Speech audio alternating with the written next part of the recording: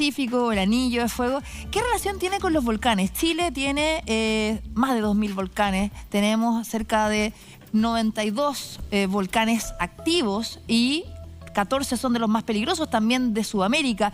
En general, Chile tiene esta relación de temblores con volcanes. Los otros países que también están en este anillo también son países vulcanológicos, por decirlo así. Sí, de hecho, eso lo estuvimos viendo en una de las clases que tengo, y aprovecho para mandar el saludo a mis estudiantes de la asignatura Origen y Evolución de la Tierra, porque me pidieron que les mandara un saludo hoy día. Muy bien. Y ahí estábamos viendo...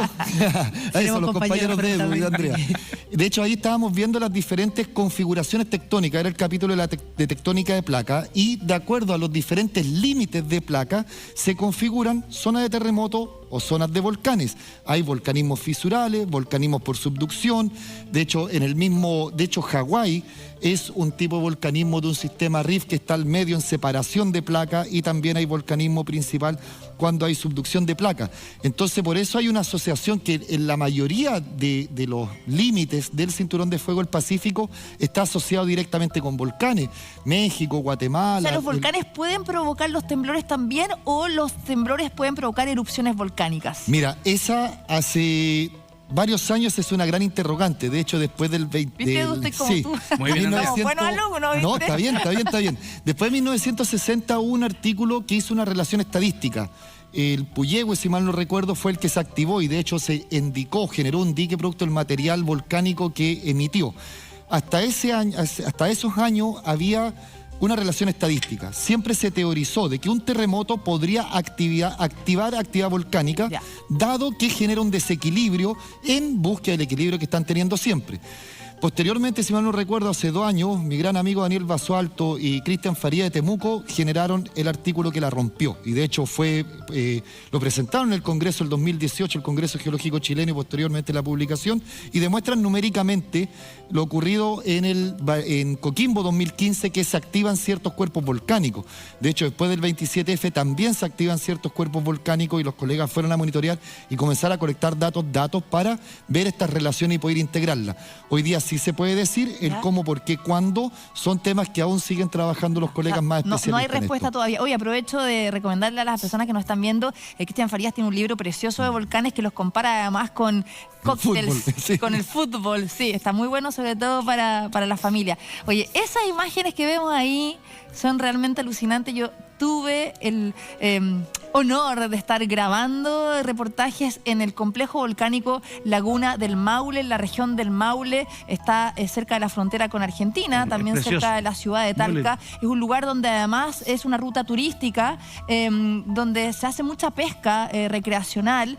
Y este lugar, Cristian, contemos, porque la gente no se puede imaginar que acá hay cerca de 34 cráteres, pero debajo de esa laguna, a cerca de 5 kilómetros de profundidad, hay magma. Es como si hubiese un cráter debajo del agua y que uno no se puede imaginar. Y es realmente un lugar alucinante que se puede ir a visitar. De hecho, hay un paseo que dura varias horas, hay varios hitos que uno puede recorrer en auto, puede ir a hacer pesca, también a veces está disponible para hacer paseos en bote. En el invierno más complejo hay que llamar al recinto de carabineros para saber si se puede acceder, porque muchas veces se corta el acceso por la nieve. Pero, Cristian, coméntanos de esto, porque es un lugar fenomenal, realmente único en el mundo, y que se compara además con casi Yellowstone, ¿no?, de Estados Unidos. Es un lugar que está siendo monitoreado por distintos científicos del mundo, porque es algo bastante inusual, ¿no?, esta laguna volcánica del Maule.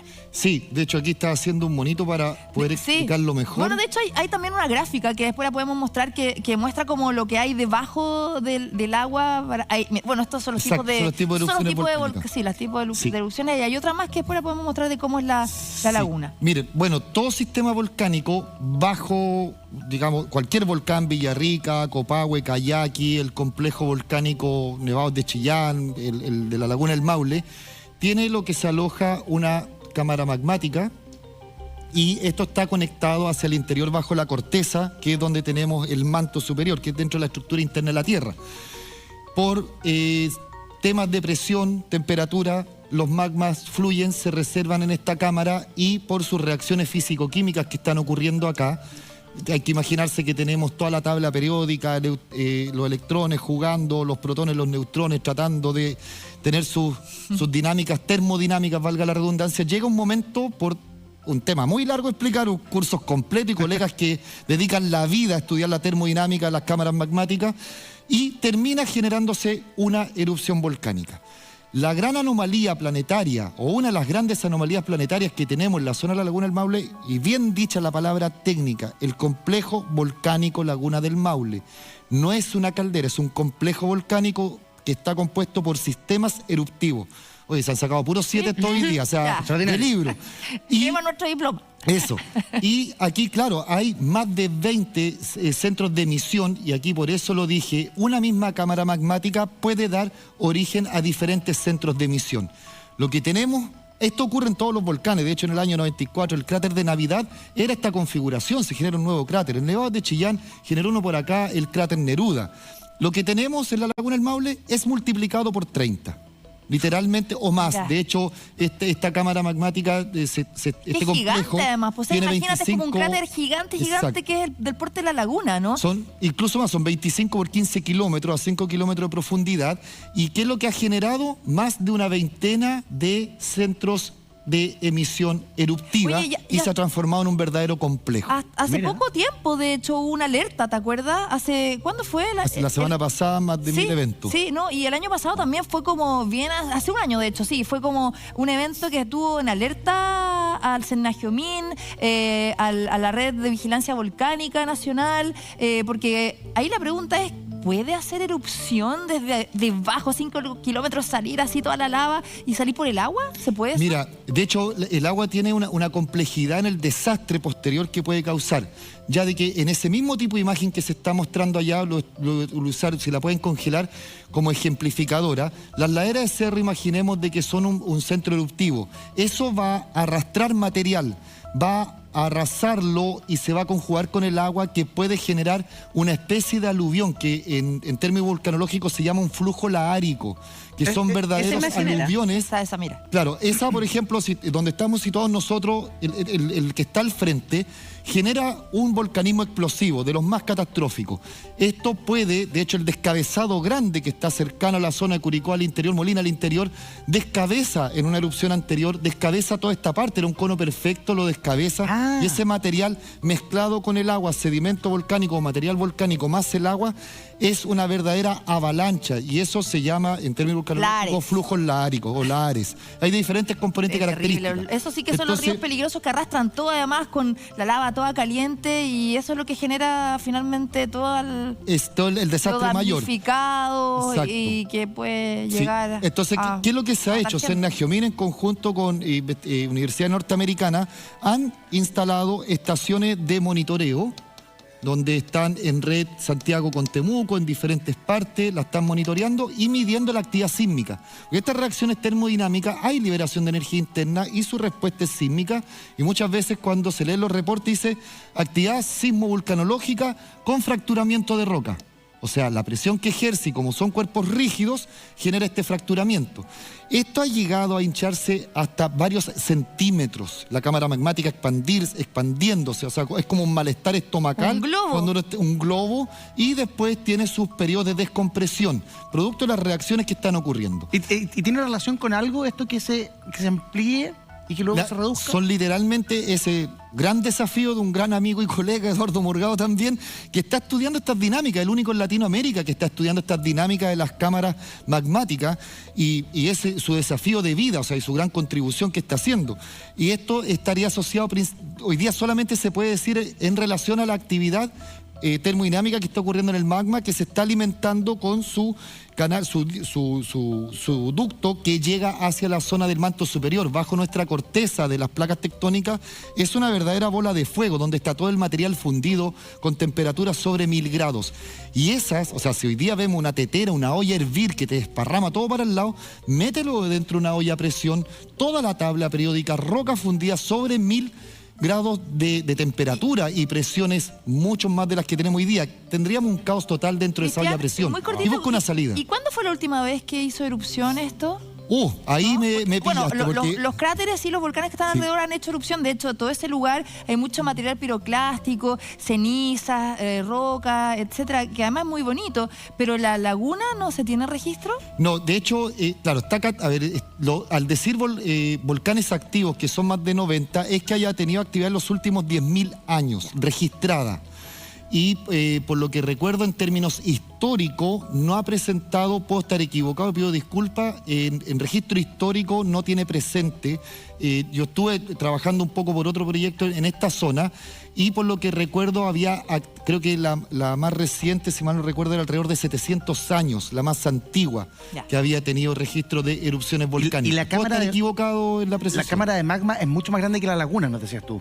Claro, son 25 kilómetros por 15 20, kilómetros a 5 kilómetros de profundidad. ¿Y la laguna qué extensión tiene? ¿Es más pequeña? Si mal no recuerdo, desde la aduana hasta el último punto no son más de 10 kilómetros. Claro, porque está en la frontera con Argentina. Sí, es muy lindo, es muy bonito. Igual yo quiero decir una cosa, igual las personas que nos están viendo que no se alarmen, porque hay todo un sistema de monitoreo donde se está obviamente eso es importante, viendo todo esto momento a momento. O sea, no es que vaya a hacer erupción y va a dejarla grande, no, eso no va a pasar. O sea, la Tierra está viva y es dinámica, Sí, siempre claro, ha tenido ese comportamiento. Y en ese de la Tierra. sentido, ¿están monitoreados todos los volcanes activos en nuestro país? Los 45 más peligrosos de los 90 volcanes activos están siendo monitoreados. Falta esa segunda etapa o está en proceso. De hecho, aquí esta reestructuración y gran aporte de capital humano y económico ocurre después de Chaitén 2008. Se toma esta importante y gran decisión.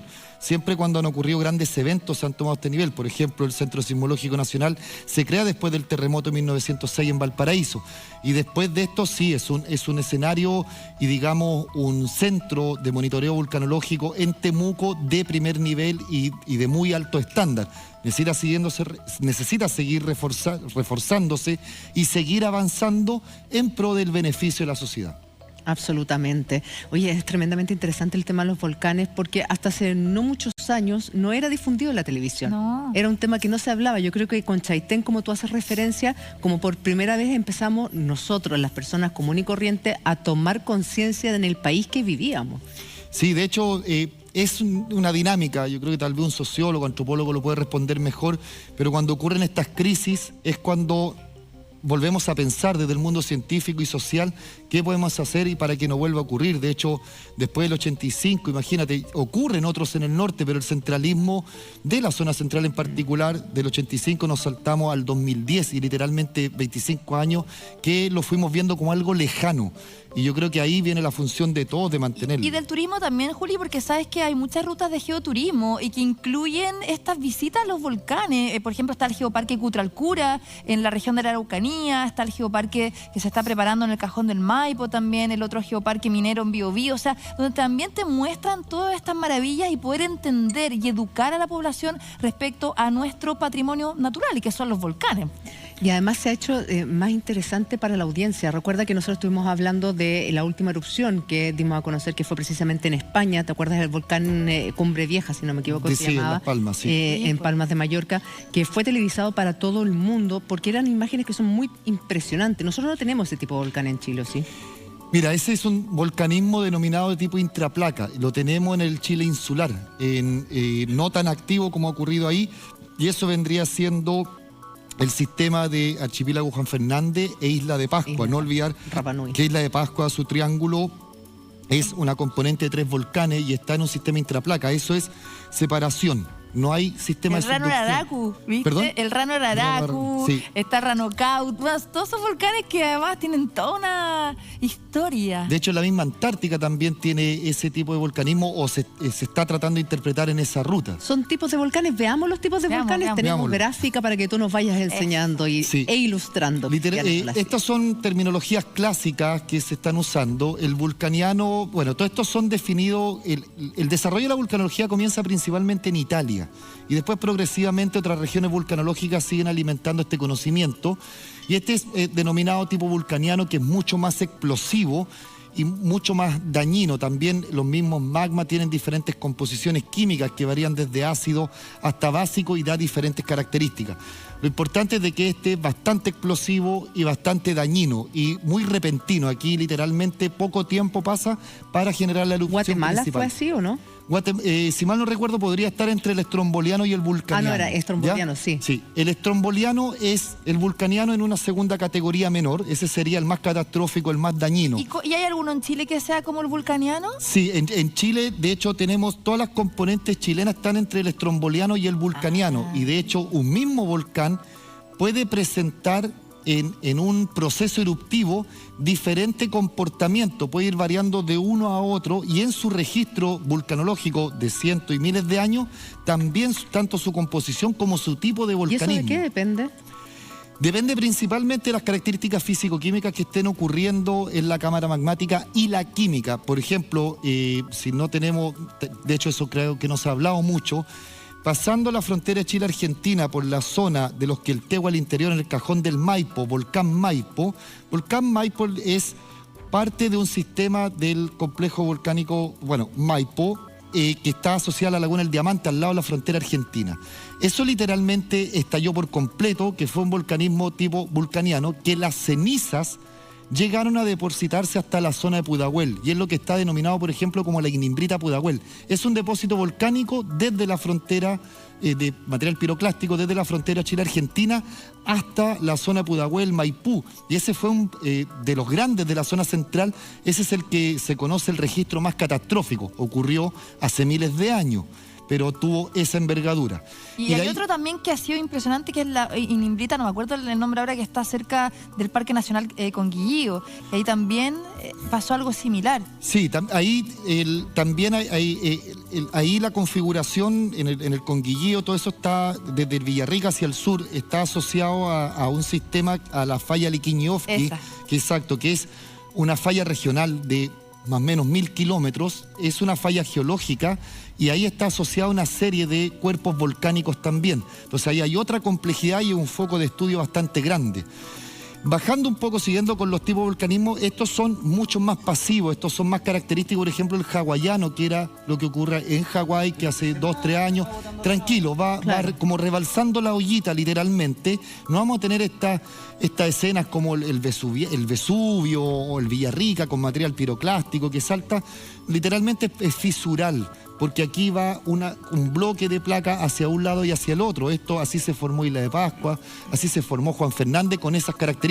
Pero, por ejemplo, Toga, que también tiene una configuración similar, o cuando son freatos magmáticos, cuando hay nivel de agua dentro del proceso eruptivo, el agua es un gatillante, ya de que por las temperaturas pasa el agua pasa a un estado gaseoso. Imagínense tapado por una erupción previa, aquí literalmente tapado porque se solidificó la lava y es una verdadera olla a presión y termina reventando. Y eso también es un gatillante entre composición y la componente de agua que me puede descabezar los volcanes siendo mucho más destructivo. Y este material en Chile generalmente hacia el sur están asociados a lagos o valles de ríos, en donde por esos valles se encausan los flujos láricos. ¿Y el cuarto, perdón, el peleano? El peleano es algo intermedio entre el estromboliano y el hawaiano. Están relacionados principalmente por su explosividad y su característica de erupción literalmente de más fuerte a más tranquilos. Perfecto. Esa sería como la explicación más general. Cristian, ¿hay también, igual que los temblores, como una periodicidad de erupciones? O sea, ¿cada cuánto tiempo hace erupción? Porque hay un montón de registros, ¿no? O sea, ahí vemos, sobre todo, como tú decías, en el Cajón del Maipo, cerca de el Parque Nacional Conguillío, tenemos los registros del Yaima, del Villarrica y de muchísimos...